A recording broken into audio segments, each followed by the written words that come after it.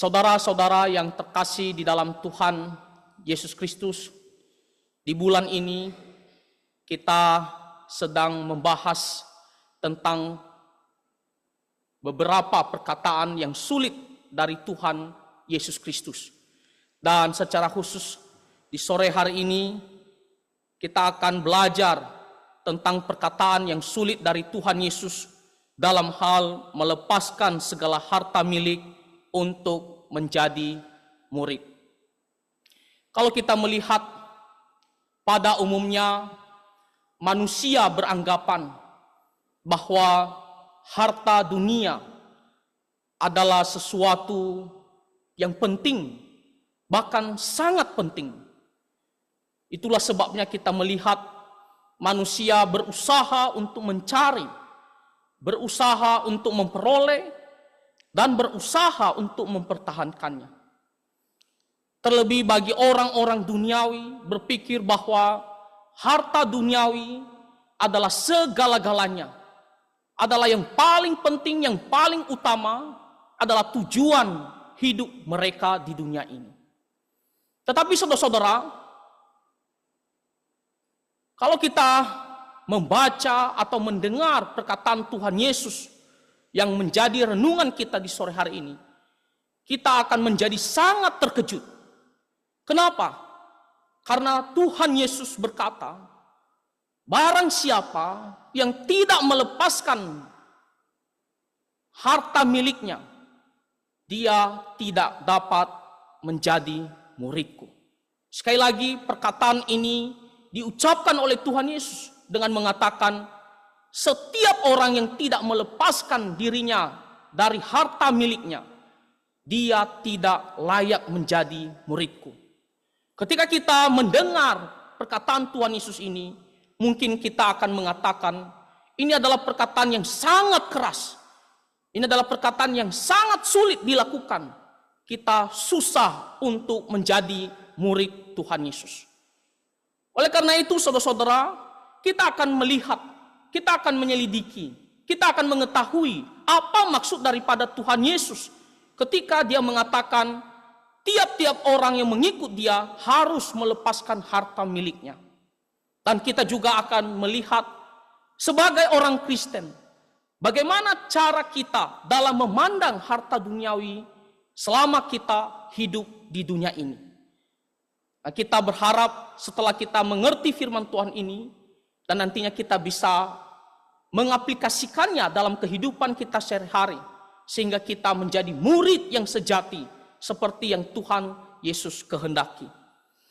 Nah, kalau kita melihat konteks dari pembacaan firman Tuhan kita tadi, yang ada di Lukas pasal 14 ayat 33, di situ kita melihat bahwa Tuhan Yesus kemana-mana dia memberitakan Injil dan mengajarkan firman Tuhan, serta juga melakukan banyak sekali mujizat sebagai bentuk belas kasihannya kepada orang-orang yang membutuhkan pertolongan, dan juga menunjukkan kuasanya sebagai Allah.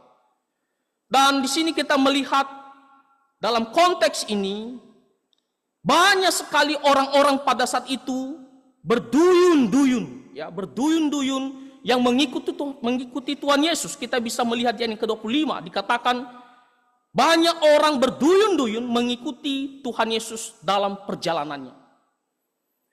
Ketika orang banyak ini datang mengikut Tuhan Yesus mau mereka tidak hanya sekedar hadir, tidak hanya sekedar tertarik saja, tetapi benar-benar mereka menjadi murid yang sejati. Mereka harus tahu apa yang harus mereka lakukan agar mereka bisa benar-benar menjadi murid Kristus yang sejati. Dan kalau kita melihat Tuhan Yesus berbicara mulai dari ayatnya yang ke-25 sampai ayatnya yang ke-33, pertama-tama Tuhan Yesus menjelaskan bahwa kasih mereka kepada Kristus harus melebihi daripada keluarga. Kita bisa membaca di ayat yang ke-26. Lalu Tuhan Yesus juga mengatakan, kalau kamu mau ikut Tuhan, kalau kamu menjadi muridku, kamu harus siap memikul salib. Lalu Tuhan Yesus juga mengajarkan mereka bahwa ada harga yang sangat mahal yang harus mereka bayar ketika mereka menjadi murid Kristus. Dan kita juga melihat di bagian 33 ini Tuhan Yesus berbicara tentang bahwa harta mereka harus mereka lepaskan untuk menjadi muridku. Jadi dalam konteks ini kita bisa melihat bagaimana Tuhan Yesus sedang menegaskan kepada orang-orang mengikuti dia pada saat itu bahwa Tuhan Yesus harus yang terutama dibandingkan dari apapun itu. Tuhan Yesus harus terutama dibandingkan apapun itu. Nah, kalau kita melihat firman Tuhan tadi yang kita bacakan di ayat yang ke-33, di situ dikatakan, demikianlah pula lah tiap-tiap orang di antara kamu yang tidak melepaskan dirinya dari segala miliknya tidak dapat menjadi muridku. Nah, kalau kita selidiki kata melepaskan di sini, apa artinya? Melepaskan di sini artinya mengucapkan selamat tinggal. Mengucapkan selamat tinggal. Dan melepaskan di sini juga artinya meninggalkan keterikatan. Meninggalkan keterikatan. Jadi ketika Tuhan Yesus mengatakan melepaskan dirinya dari segala miliknya, itu berarti dia harus tidak boleh terikat terhadap harta miliknya. Jadi perkataan ini bukan bermaksud Tuhan Yesus bahwa setiap orang Kristen harus menjadi miskin, harus melepaskan segala hartanya, benar-benar tidak boleh memiliki harta untuk mengikut Tuhan Yesus Kristus. Dalam sejarah gereja ada seorang bernama Antonius Agung yang hidup di akhir abad ketiga dan awal abad keempat. Dia ini adalah seorang bapa rahib. Rahib artinya seorang yang benar-benar mendedikasikan dirinya untuk bertapa, untuk fokus kepada Tuhan. Nah, ketika orang tuanya meninggal pada umur dia 20 tahun, apa yang dilakukan oleh Antonius Agung ini? Dia menjual segala hartanya. Kenapa? Karena ketika dia membaca satu bagian firman Tuhan, yang dimana perkataan Tuhan Yesus kepadanya, jualah segala harta milikmu, lalu ikutlah aku. Nah, dia mencoba memahaminya secara harfiah. Dia berpikir secara literal, itulah artinya.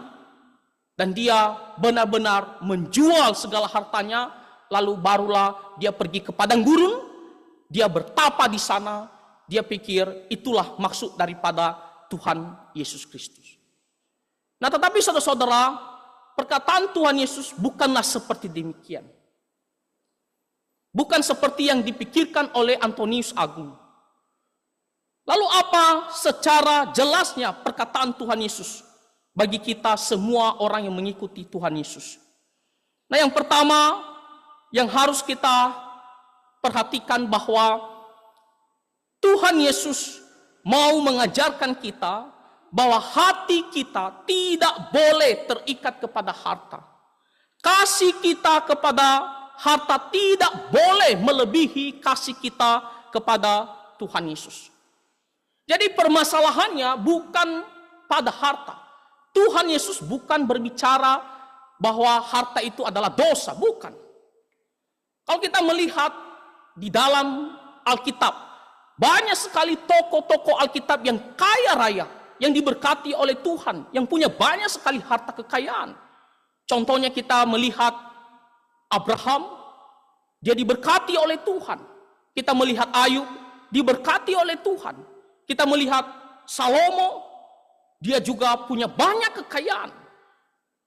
Jadi kita bisa mengerti bahwa Tuhan tidak mengajarkan kita bahwa kita harus anti terhadap harta, kita harus hidup miskin, atau harta itu adalah dosa. Bukan seperti demikian.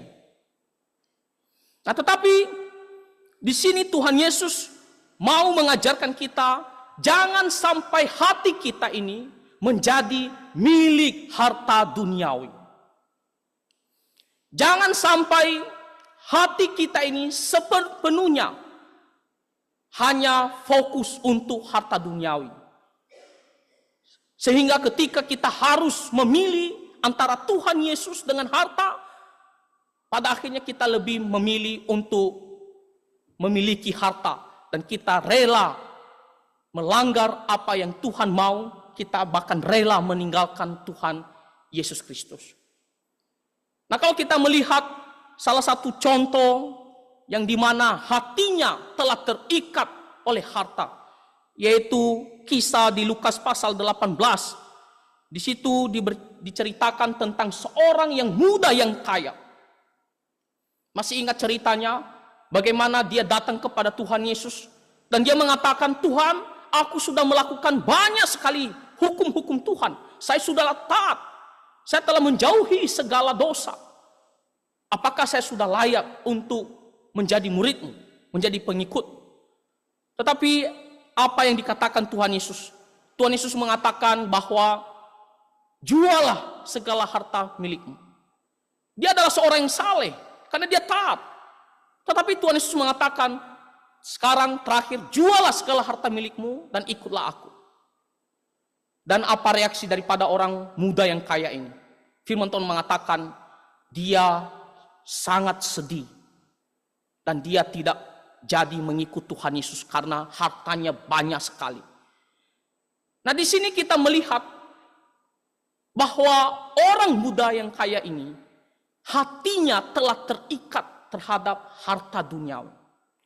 Dia tidak sungguh-sungguh mencintai Tuhan Yesus sepenuh-penuhnya. Kasihnya kepada Tuhan Yesus tidaklah lebih daripada harta yang dia miliki. Itulah kenapa ketika Tuhan Yesus menantang dia, jualah harta milikmu. Tuhan Yesus tahu, Tuhan Yesus maha tahu apa yang ada di dalam hati pikirannya. Seberapa kesungguhannya dalam mengikut Tuhan Yesus, Tuhan Yesus maha tahu.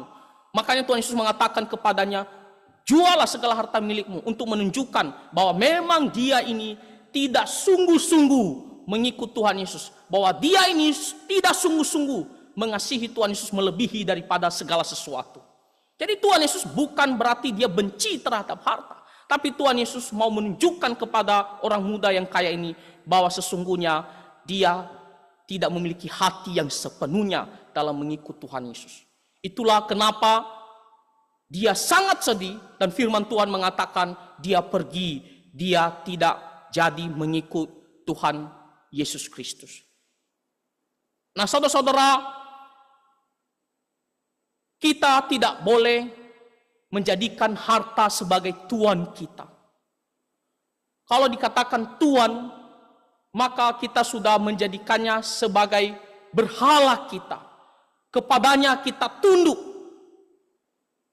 Bahkan ketika dalam kondisi harus memilih taat firman Tuhan atau memiliki harta, kita pada akhirnya akan lebih memilih untuk memiliki harta. Itu bukti bahwa kita menjadikan harta itu sebagai tuan kita. Nah, di sini kita tidak boleh memiliki hati yang seperti demikian. Kita juga tidak boleh berpikir bahwa harta adalah hal yang paling penting. Kita tidak akan bisa berkorban. Kita rela meninggalkan Tuhan hanya demi harta. Nah, kita tidak bisa mengatakan demikian dalam hal mengikut Tuhan Yesus. Makanya Tuhan Yesus mengatakan, setiap orang yang mengikut aku, dia harus melepaskan harta miliknya. Dalam arti apa? Seluruh hatinya, seluruh hidupnya tidak boleh terikat terhadap harta. Kasihnya sepenuh-penuhnya harus kepada Tuhan Yesus Kristus. Itulah maksud daripada perkataan Tuhan Yesus. Nah, kalau kita melihat salah satu contoh di dalam Alkitab, Zakheus. Zakheus sebelumnya adalah orang yang berdosa, kepala pemungut cukai. Tetapi ketika dia sudah bertobat, sudah sungguh-sungguh percaya Tuhan Yesus, dia bilang kepada Tuhan Yesus, Tuhan, setengah dari harta milikku akan kuberikan kepada orang-orang yang membutuhkan. Dan jikalau ada yang saya peras 4 kali lipat, saya akan kembalikan. Tuhan Yesus tidak mengatakan kepada Zakheus, Zakheus, sekarang kamu sudah menjadi muridku, kamu jual, kamu buang semua hartamu. Tidak.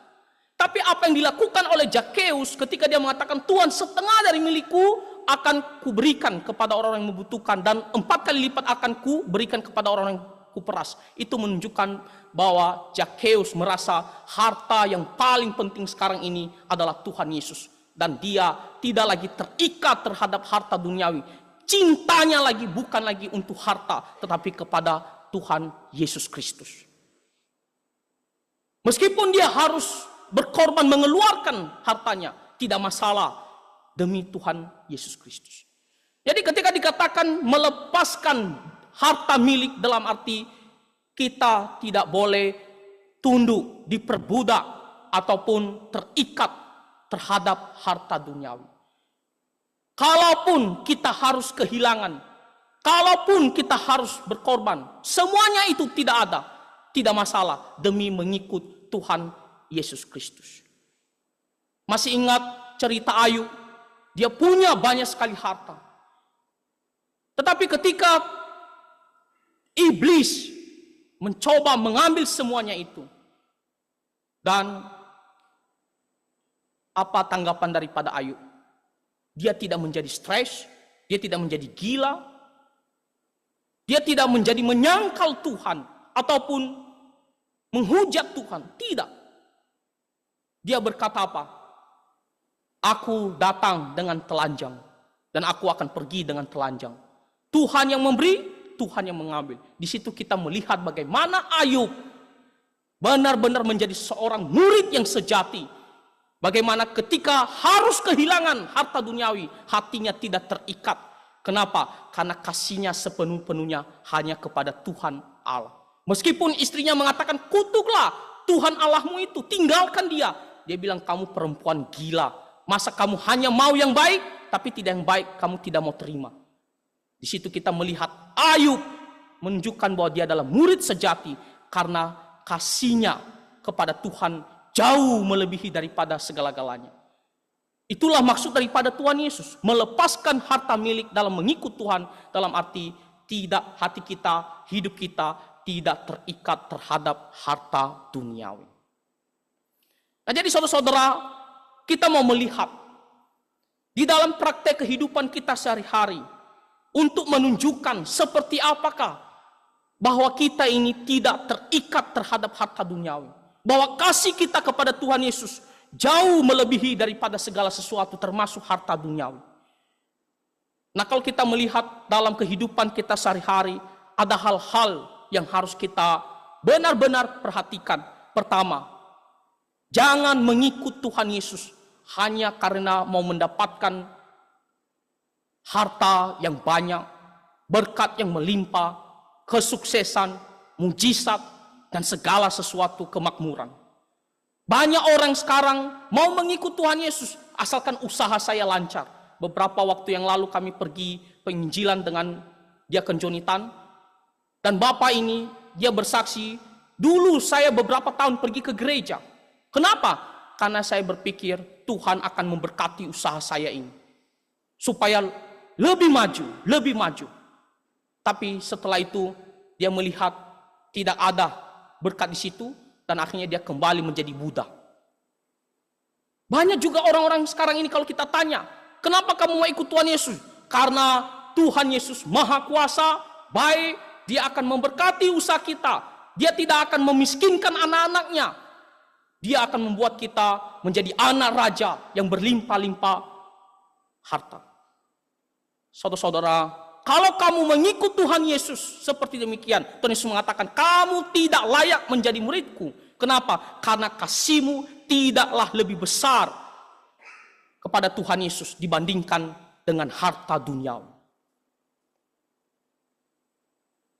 Lalu, apalagi yang harus kita perhatikan sebagai contoh yang menunjukkan bahwa kita benar-benar lebih mengasihi Tuhan Yesus dibandingkan segala sesuatu. Selanjutnya adalah jangan menjadikan pekerjaan atau usaha lebih penting daripada ibadah. Saudara-saudara, banyak orang-orang Kristen saat ini demi mendapatkan uang, demi mendapatkan banyak penghasilan, rela hanya pergi membuka toko, usaha, dan tidak ingat ibadah, tidak datang ibadah. Kalau kita tanya kenapa? Karena hari Minggu itu adalah hari yang dimana paling banyak pelanggan. Karena semuanya libur dan mereka punya banyak waktu untuk datang. Dan akhirnya apa? Relakan, tak usah datang ibadah demi mendapatkan penghasilan tersebut. Saudara-saudara, itu menunjukkan bahwa kita ini tidak layak menjadi murid Kristus. Karena kasih kita kepada Tuhan Yesus tidaklah lebih besar daripada harta dunia. Mungkin kita berpikir, tapi saya kerja, dipaksa kerja hari Minggu. Nah, kita bersyukur untuk gereja kita yang saat ini kita buat 2 kali ibadah. Ibadah pagi dan ibadah sore. Kalau kita kerja, memang harus disuruh kerja. Maka kita harus datang ibadah sore hari. Dan kamu harus terus berdoa supaya Tuhan menolong kita agar suatu hari kita bisa mendapatkan pekerjaan yang benar-benar kita hari Minggu itu adalah hari sabatnya Tuhan. Kita mengkhususkan fokus kepada Tuhan 1 hari penuh. Kita harus berdoa, kita harus punya hati seperti demikian sebagai bukti bahwa kita benar-benar menguduskan hari Sabat. Kalau saat ini memang kita ada kalanya diharuskan masuk pagi, masuk kerja tidak bisa ibadah pagi, datanglah sore ibadah. Tapi dalam hati kita harus benar-benar punya keinginan, harapan dan berdoa. Tuhan, saya berdoa supaya ke depan adalah pekerjaan yang baik, yang dimana 1 hari penuh hari Minggu saya bisa mengkhususkan untuk ibadah dan melayani Tuhan.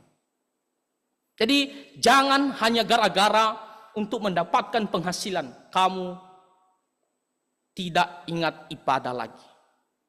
Itu adalah bukti bahwa kita tidak lebih mengasihi Tuhan Yesus dibandingkan harta duniawi ini. Selanjutnya kita melihat jangan mengejar harta duniawi dengan cara apapun.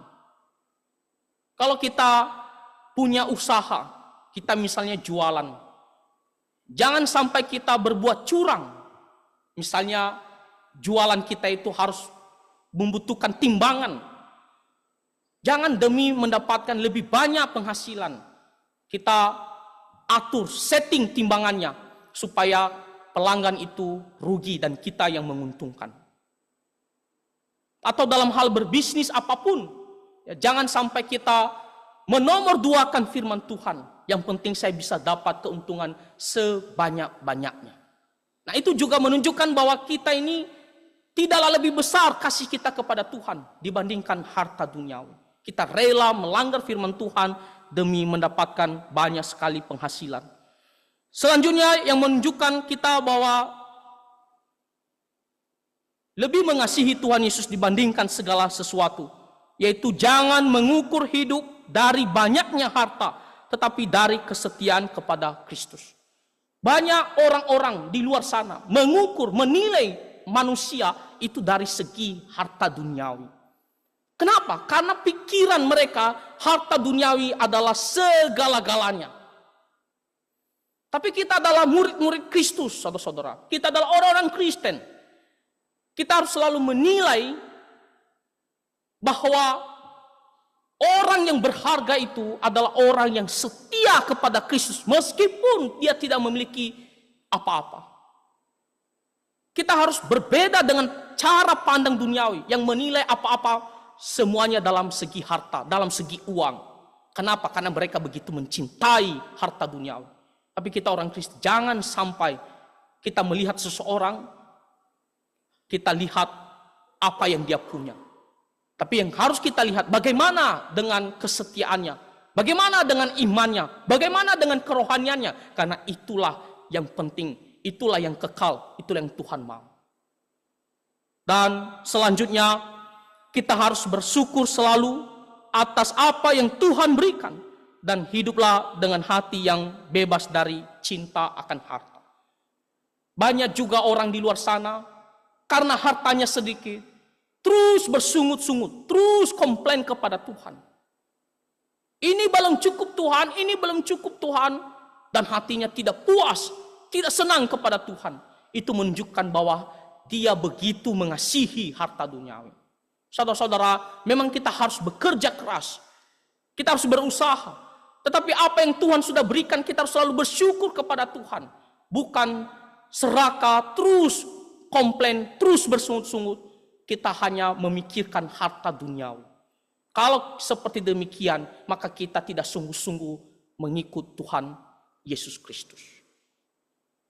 Jadi inilah contoh-contoh dalam kehidupan kita sehari-hari yang menunjukkan bahwa kita ini benar-benar mengasihi Kristus lebih daripada segala sesuatu. Nah, jadi saudara-saudara, melepaskan harta milik dalam mengikut Tuhan Yesus, dalam arti apa? Dalam arti kita tidak boleh terikat hati dan hidupnya terhadap harta. Kasih kita kepada Kristus tidak boleh kalah daripada apapun, termasuk dalam harta milik kita. Nah, sekarang kita mau melihat bagian yang terakhir, bagian yang kedua. Lalu kalau Tuhan berikan kita harta, berikan kita aset, bagaimana cara kita memandang harta itu?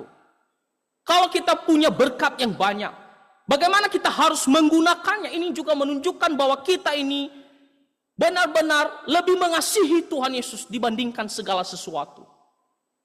Nah, saudara-saudara, ketika kita mendapatkan harta ataupun berkat di dunia ini, maka kita harus selalu memandang bahwa harta adalah titipan Tuhan yang harus dipakai untuk kemuliaan nama Tuhan.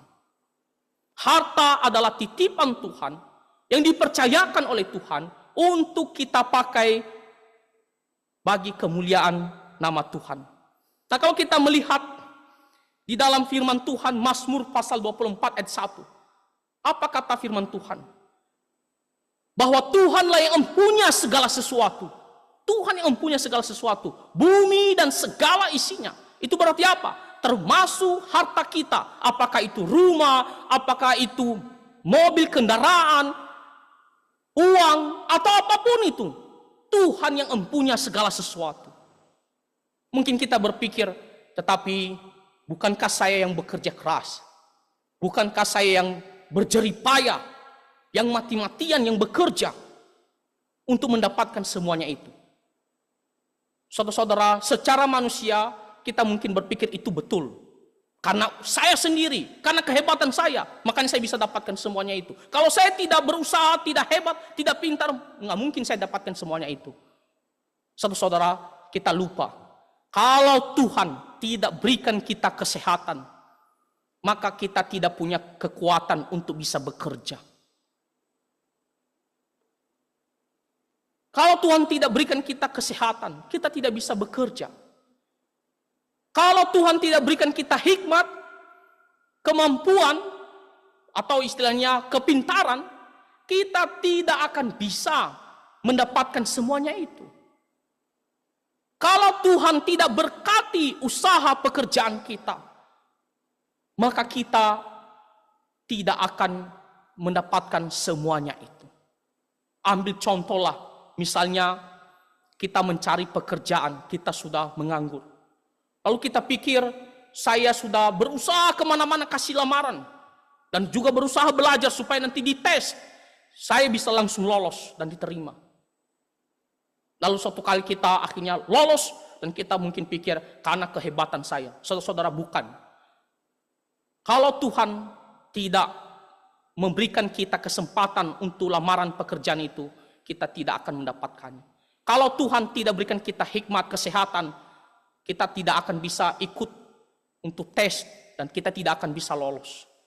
Itu menunjukkan bahwa secara tidak langsung Tuhanlah yang mempunyai segala sesuatu. Tuhan yang memberikan semuanya itu yang kita miliki. Itu adalah titipan daripada Tuhan. Meskipun dalam pandangan manusia sulit untuk diterima, tapi itulah faktanya kalau Tuhan tidak berikan kita kesehatan, hikmat, memberkati usaha pekerjaan kita, kita tidak akan mendapatkan apapun.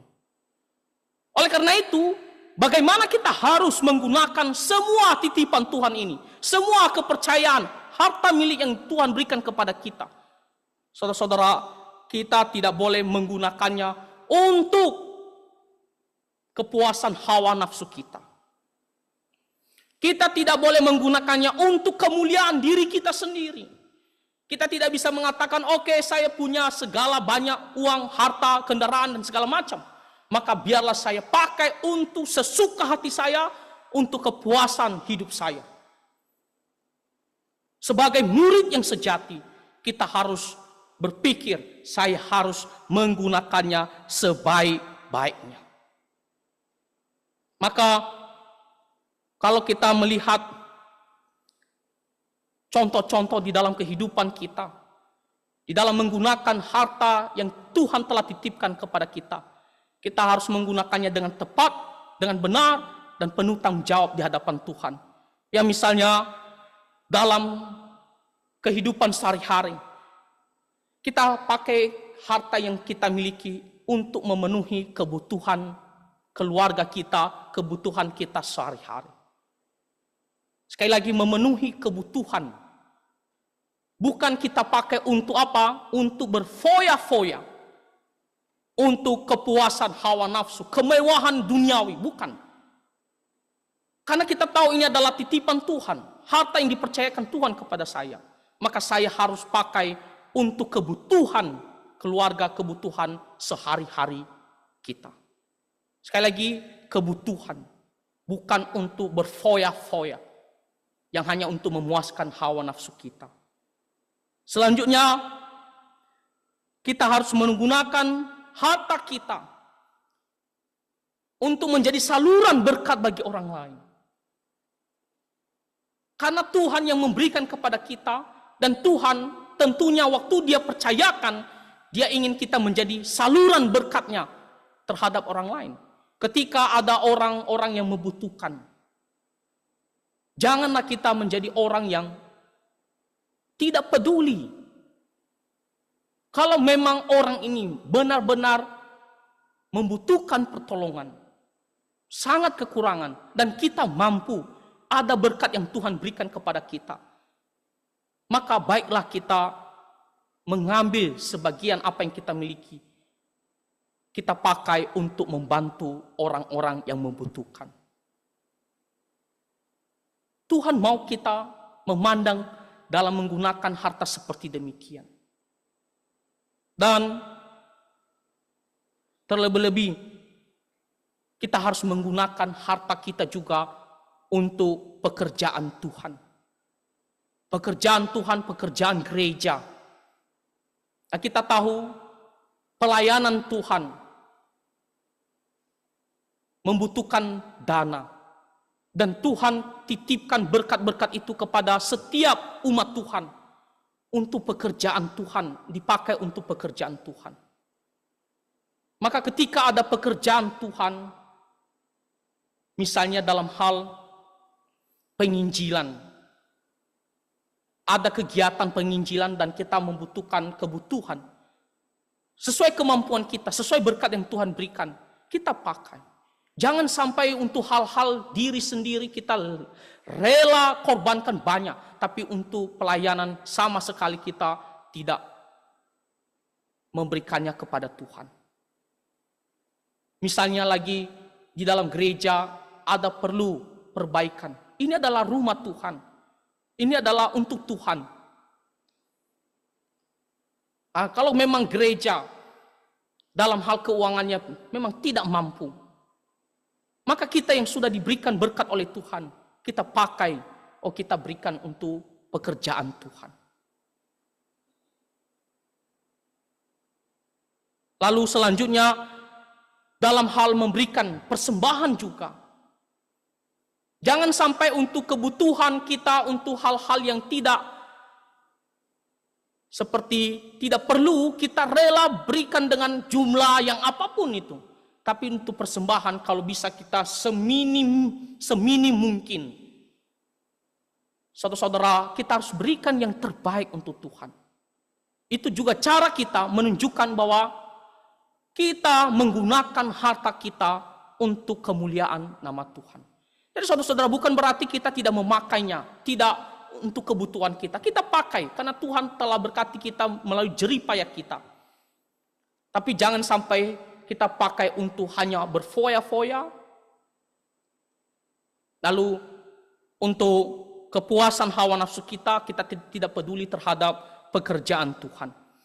Nah, jadi saudara-saudara, inilah cara kita bersikap terhadap harta kita dalam menggunakannya. Kita harus sadar dulu bahwa semuanya ini adalah pemberian Tuhan, berkat Tuhan, meskipun kita yang jerih payah, tapi Tuhan yang bekerja menolong kita sehingga kita bisa memilikinya. Maka waktu saya menggunakannya, saya pakai dengan tepat dan benar, bertanggung jawab, dan untuk kemuliaan nama Tuhan Allah kita.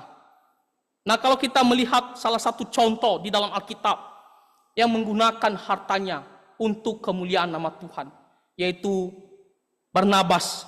Kita bisa membaca ceritanya di Kisah Para Rasul pasal 4. Untuk pekerjaan Tuhan dan untuk orang-orang Kristen pada saat itu yang membutuhkan, dia menyerahkan hasil kepada para rasul, hasil daripada ladangnya yang dijual untuk dipakai bagi pekerjaan Tuhan. Jadi saudara-saudara, bukan berarti kita segala sesuatu kita jual lalu kita berikan kepada gereja, bukan.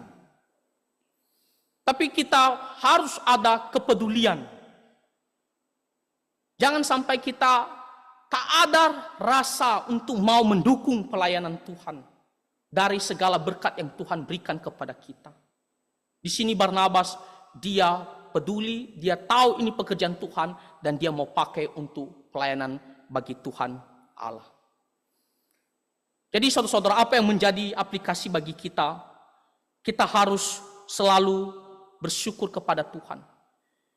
Kalau Tuhan berikan kita harta, kita harus memuji Tuhan. Ya, kita harus sadar bahwa ini adalah pemberian Tuhan. Jangan kita sombongkan diri, jangan kita meninggikan diri. Dan kita harus berdoa, Tuhan berikan saya hikmat, berikan saya hati yang setia kepada firman-Mu untuk menggunakan segala berkat yang Tuhan berikan, yang Tuhan percayakan untuk kemuliaan nama Tuhan Allah. Jadi kita harus evaluasi diri kita selama ini. Apakah kita sudah melakukan seperti demikian? Kalau belum, kita mohon pengampunan dan marilah kita menggunakan harta yang Tuhan berikan ini dengan penuh tanggung jawab dan untuk kemuliaan nama Tuhan Allah kita. Nah, jadi saudara-saudara, ini adalah perkataan yang sulit. Makanya tema kita, tema besar kita, perkataan yang sulit daripada Tuhan Yesus Kristus, yaitu melepaskan harta untuk menjadi murid Kristus. Di sini dikatakan yang tidak melepaskan dirinya dari segala miliknya tidak dapat menjadi muridku. Melepaskan dirinya dari harta milik dalam arti yang kita pelajari tadi. Pertama, tidak terikat hatinya terhadap harta, kasihnya kepada Tuhan Yesus harus jauh lebih besar daripada segala sesuatu. Dan yang kedua, kita harus melihat harta adalah pemberian Tuhan dan kita harus menggunakannya dengan tepat, bertanggung jawab untuk kemuliaan nama Tuhan Allah. Dikatakan sulit. Kalau kita melihat kedua hal ini, bagi duniawi itu sangat sulit. Sangat sulit. Tidak bisa diterima. Tapi saudara-saudara, Tuhan Yesus mengatakan, kalau kita tidak melepaskan diri dari harta milik ini, kita tidak bisa menjadi murid Kristus. Makanya perkataan yang sulit. Tapi sebenarnya, kalau kita sungguh-sungguh murid Kristus, ini adalah sesuatu yang tidak sulit. Karena memang benar. Kalau kita mengikuti Tuhan Yesus sepenuh hatinya kepada Tuhan Yesus. Dan ke apa yang kita miliki kita harus pakai dengan baik. Untuk kemuliaan nama Tuhan Yesus Kristus. Jadi kita harus berdoa, Tuhan tolong saya. Agar saya benar-benar melakukan hal ini. Sebagai murid yang sejati di dalam kehidupan sehari-hari. Ya, sehingga seperti kata Tuhan Yesus, kita menjadi murid yang layak, kita bisa menjadi murid sejati untuk Tuhan Yesus Kristus. Jadi marilah kita selalu ingat ini, dan mari kita melakukannya untuk kemuliaan nama Tuhan Yesus Kristus. Nah, saya berikan kutipan daripada John Calvin, seorang tokoh sejarah gereja yang hidup pada abad ke-16. Nah, John Calvin ketika dia menafsirkan firman Tuhan bagian Lukas pasal 14 ini ayat 33, dia mengatakan bahwa Tuhan Yesus tidak memerintahkan semua orang menjual seluruh hartanya. Tuhan Yesus tidak pernah memerintahkan kita secara literal, harafiah, bahwa kalau menjadi Kristen, kamu harus menjadi miskin. Hartamu jual semuanya, kamu harus menjadi miskin. Bukan itu maksud Tuhan Yesus. Ya, tidak secara harafiah. Melainkan menghendaki agar murid-murid siap melepaskan segala sesuatu bila ketaatan kepada Kristus menuntutnya. Dalam arti apa? Kasih kita harus jauh lebih tinggi kepada Kristus dibandingkan yang lainnya. Dan kalaupun kita harus kehilangan harta demi mengikuti Tuhan Yesus, tidak masalah, kita lepaskan. Kalau memang harus harus bentrok antara mengikuti Tuhan Yesus atau harta, taat firman Tuhan atau tidak, kita pilih untuk ikut Tuhan Yesus dan taat firman Tuhan.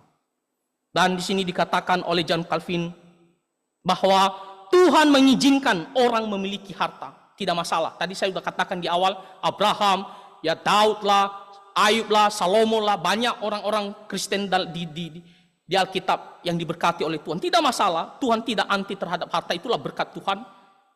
Harta adalah anugerah Allah, pemberian Tuhan. Dan orang percaya adalah penata layan, bukan pemilik mutlak.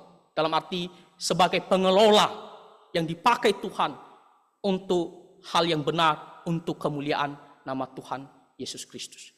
Jadi marilah kita menjadi murid Kristus dengan kasih yang sangat tinggi kepada Tuhan Yesus dan menggunakan harta kita untuk kemuliaan nama Tuhan kita. Tuhan Yesus memberkati kita semua. Mari kita bersatu di dalam doa. Bapa Surgawi, kami sungguh bersyukur untuk firman Tuhan yang mengajarkan kami sebagai murid yang sejati. Kami harus sungguh-sungguh mengasihi Tuhan lebih daripada segala sesuatu di dunia ini, termasuk melebihi daripada harta milik kami. Dan biarlah kami selalu ingat bahwa segala berkat yang Tuhan berikan itu murni adalah pemberian Tuhan. Dan biarlah kami selalu bersyukur dan menggunakannya dengan benar untuk kemuliaan nama Tuhan. Tolonglah kami ya Tuhan, agar kami sungguh-sungguh mematuhi firman-Mu ini. Dan nantinya kami bisa menjadi murid yang sejati, yang selalu berkenan dan memuliakan nama Tuhan Allah kami. Ampunilah segala dosa-dosa kami. Dengarkanlah doa kami ya Tuhan. Kami berdoa di dalam nama Tuhan Yesus Kristus. Amin.